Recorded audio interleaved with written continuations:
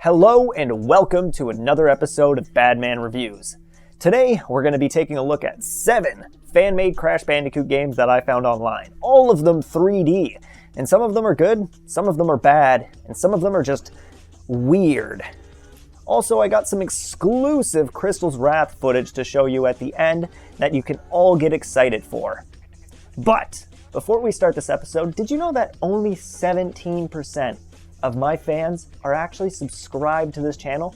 Don't forget to hit that subscribe button down below, because then you'll be informed of all of my fan game videos when they come out. And while you're down there, maybe post a comment on what you'd like to see me make next. Anyways, let's hop right into the video. Starting out, we have a game I talked about in a previous video, but was never able to play since it was taken down by the creator. Thankfully, a fan by the name of Matthew sent me a download link, so now I can finally try it out. Sadly, even though I was able to try it out, I couldn't quite get it to work perfectly. I had issues playing it. For some reason, no matter what tricks I tried, the game would constantly run way faster than it should. As you can tell from the gameplay, my character's just bouncing all over the place, and I can't find a way to fix it. Even with how hard it was to control the character, I was able to make it through the first level and see the second level, and the game seems pretty fun.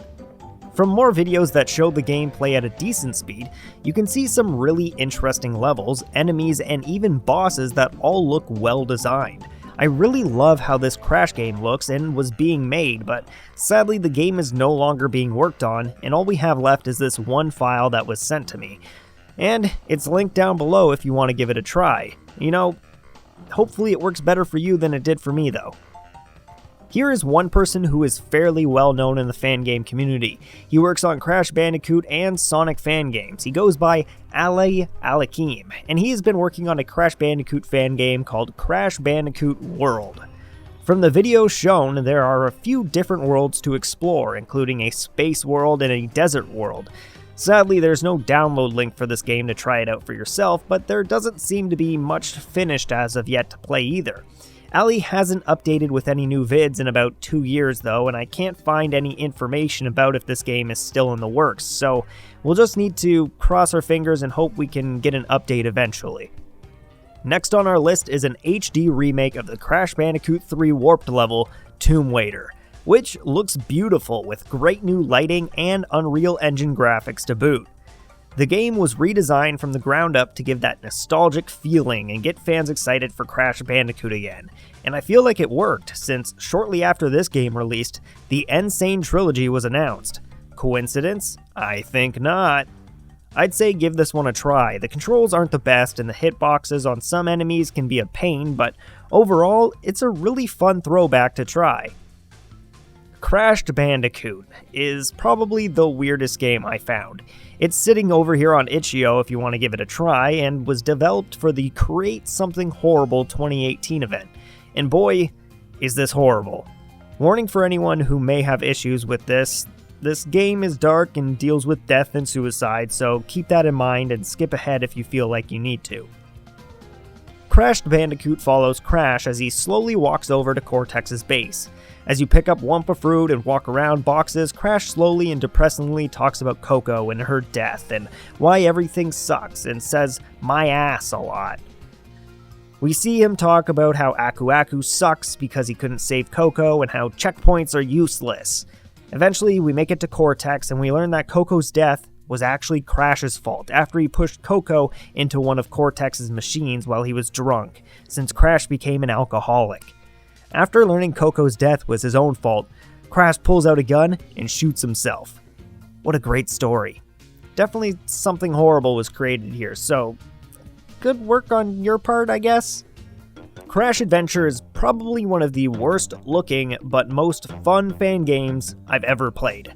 I don't know how to explain it, like everything looks like it's hand-shaped out of clay in a really weird way. I mean, I commend the creator for trying to create this all by themselves compared to a lot of people who just use other models, but damn, is this something else. On the other hand, this game was actually really fun and controlled decently after I learned how to control it. There's no spin attack, so you have to jump on everything, and hitboxes on enemies can be a bit iffy, but most enemies just walk right towards you, so if you jump, they'll walk right underneath your feet, and it's an easy kill. Getting all the boxes in the level will actually reward you with a gem, and there are 2 levels for you to try, a forest level and a space level, both with pretty cool aesthetics, and their own characters and enemies to kill. Like I said, as weirdly bad as this game looks, it's surprisingly fun to play through a few times to try to get all the boxes, and I would highly advise giving it a try yourself in the future if you ever find some time to try something weirdly fun. This here is a YouTube creator called Alex's Stuff. He creates tons of awesome videos about his fan games that are funny to watch and really interesting as well.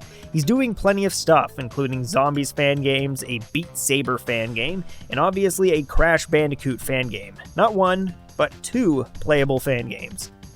He also created a pretty cool Crash Bandicoot but with RTX level that you can't play, but damn, look how beautiful this level is. It's the most beautiful thing I've ever seen. It makes me shed a tear at how wonderful it is. On to levels we can actually play though. First we have his level called Try My Crash Bandicoot Game. How original. Anyways, this level is very reminiscent of Plant Food and controls pretty well, and is really fun, and actually challenging at the same time. There are different issues with the game, but in the grand scheme, I'm extremely impressed with what there is here to play. The second game he created is called Crash Bandicoot, but You Can't Beat It. Once again, very original, and for the love of everything that is holy, he was not wrong. I got so frustrated with this level. First off, it's Road to Nowhere, so already a stupidly hard crash level, but, by itself, it's, beatable. But now imagine playing that and all the controls are just some, okay, you know what? Some of the controls are really bad. So, he updated the game since the last one. Everything controls way better, looks way better, the animations are way better as well. Everything from the last game was just improved, and he even added in some jokes like playing as Aku Aku as Crash as your floating savior instead. But what makes this so horrible is the double jump he created. This level would be a super breeze if it was not for 3 things that make it a pain in the ass. 1. Enemies can't be killed at all, so you're, jumping on them, spinning on them, it doesn't work. Your jumps need to be perfectly timed to jump over and past all enemies. 2. There is no shadow under Crash Bandicoot, so trying to figure out where exactly you are in this 3D space becomes impossible at times, especially when you're trying to land on super small platforms, basically the size of the player character. And 3, the biggest offender is the double jump that was created for this game. Instead of any normal game where you would just press jump twice to double jump, you need to jump and then while ascending into the air, jump and spin at the same time to cause a double jump. This double jump is the most inconsistent thing ever. Pretty much every death you will have will be some form of missing a jump because the double jump doesn't work, or falling short of a jump due to the level expecting you to hit your double jump perfectly, which is extremely hard to do since you need to jump and spin right at the peak of your jump. A split second later, you'll miss. If your timing's off just a tiny bit, you're falling to your death. You need to jump and then right at the peak of your jump, spin and jump again at the same time. It's almost impossible at some points. If you really like challenging crash levels, this is for you. Give it a try, but I, for one, hated it and really just enjoyed his first level much more. So, I guess there's something for everyone here. Give his channel a look and a sub, because he only has like 5,000 subs and he deserves so many more. And finally, the time you have been waiting for.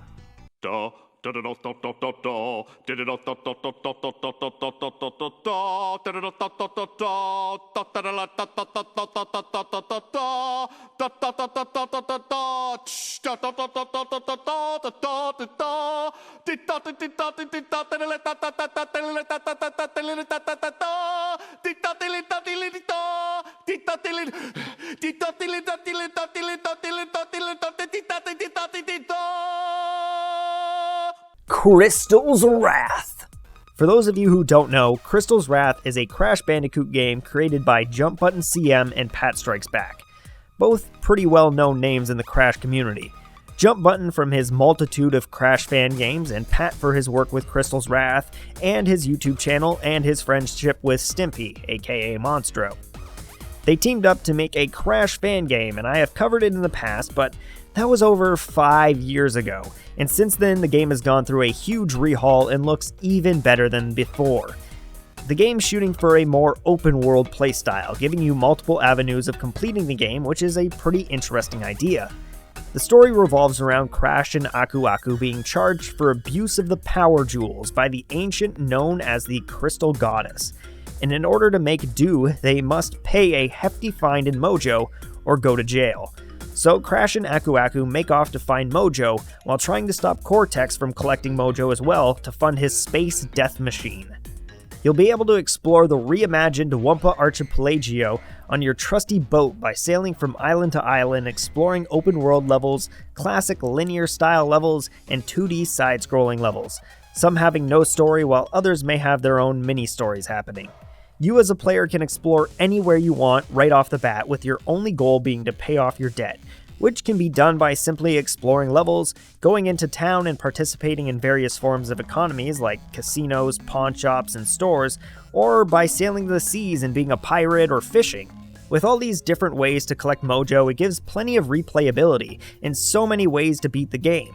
Or if you want, be a completionist maybe and just collect all the Mojo and beat the game 100%.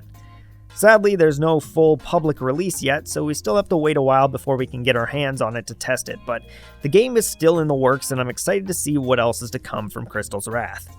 Thanks again for watching, and make sure to check the links down below if you would like to download or play any of the games that you saw today. Not all of them are available, but most of them can be downloaded and played for yourself.